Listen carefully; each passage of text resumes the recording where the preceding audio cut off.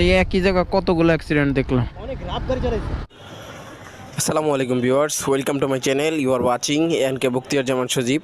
So guys, আমি হচ্ছে ঈদের ছুটিতে যখন বাড়ি যাচ্ছিলাম, পিছনে আমার ভাইগনা বসা। তো সত্যি বলতে ঢাকা থেকে বাড়ি যাওয়ার পথে প্রায় 4 থেকে 5টি দুর্ঘটনা দেখি, যার কারণে ভিতরে খুব আতঙ্ক কাজ করতেছিল। আর ভাইগনার সাথে আমি হচ্ছে যখন দাউদকান্দি পার হয়ে কচুয়া রোডে ঢুকি, তো কচুয়া রোডে ঢোকার সাথে সাথেই ওর সাথে আমি আলোচনা করতেছিলাম যে এবার প্রচুর পরিমাণ দুর্ঘটনা ঘটতেছে এবং আমরা কয়েকটা দুর্ঘটনা দেখলাম। এটা বলতে বলতেই আমরা অলমোস্ট সাচার এবং কালোচো পার হয়ে একটু সামনে আসলাম। জায়গাটার নাম সম্ভবত বাদামতলি আসলাম। আবারও সেম আমাদের সাথেই একজন ভাই খুব রাফ বাইক চালাইতেছিল, আমাদের অনেক পিছনে ছিল। যাই হোক, উনি আমাদেরকে পার করে অনেক আগে চলে আসছে। তো সর্বসাকুল্যে এসে দেখলাম উনি সামনে পড়ে গেছে। তো উনি বাদামতলি যে মোড়টা রয়েছে, ওই মোড়ের মধ্যে আসলে বালু ছিল, বালু থাকার কারণে সামনে আবার স্পিড ব্রেকার ছিল। তো উনি যেটা বুঝতে পারেনি, হয়তো এই রোডের জন্য উনি নতুন, তো ব্রেক করছে।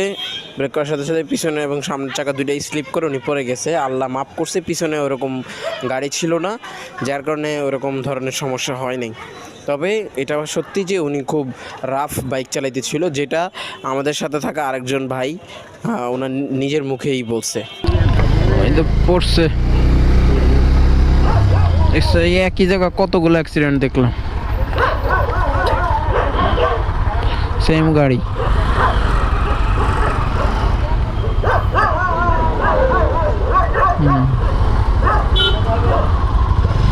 পিছলা খায়া পড়ছে ওই যে।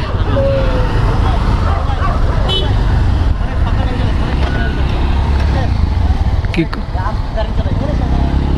ও আচ্ছা আচ্ছা, ও আচ্ছা, অনেক রাত গাড়ি চালাইছে।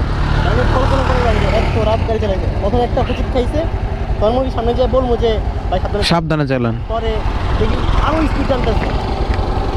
জীবনের মূল্য কি চেষ্টা করতে আমি ভাই রিলেক্সে 60-65 চললে এই আমিও ঢাকা থেকে আসছি সেম। এর মধ্যে কি জন্য ফাড়াফাড়ি করবো?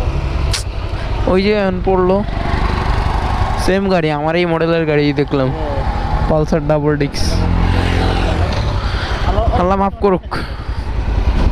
আমি ভাই জান আর 4টা দুর্ঘটনা দেখছি।